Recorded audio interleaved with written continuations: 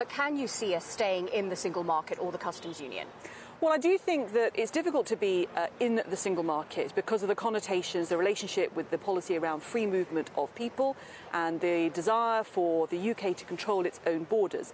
But the customs union is potentially something that might be explored. And look, I think one of the things that's interesting as a result of the election has been the calls for a cross-party commission to work on Brexit. That's something a former Conservative Party leader, Lord Cehic, was advocating today. It's something MPs raised with Theresa May when she spoke to Conservative MPs last night. And at the end of the day, I think the Prime Minister wants to take the House of Commons and the country with her on Brexit. Yeah, I'll talk about the cross-party commission in a moment because that's certainly interesting. But first of all, Bloomberg had an interview actually with Wolfgang Schäuble earlier where he said that if Brexit would be overturned, the UK would be welcomed back. Interesting comments, I think. Could Brexit be overturned? Do you know, I think it's very unlikely. I think actually, although I appreciate and I was a strong Remain campaigner, but actually it now looks like people who wanted to leave still want to leave, and there are many Remainers like me who do accept that actually that is the democratic vote that happened last year.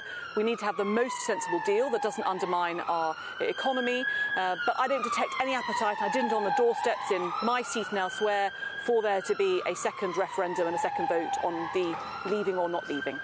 I mean, one party certainly calling for that second referendum is the Lib Dems, and the leader, Tim Farron, is one of the people who's actually been calling for this cross-party negotiating panel on Brexit. Could that be useful?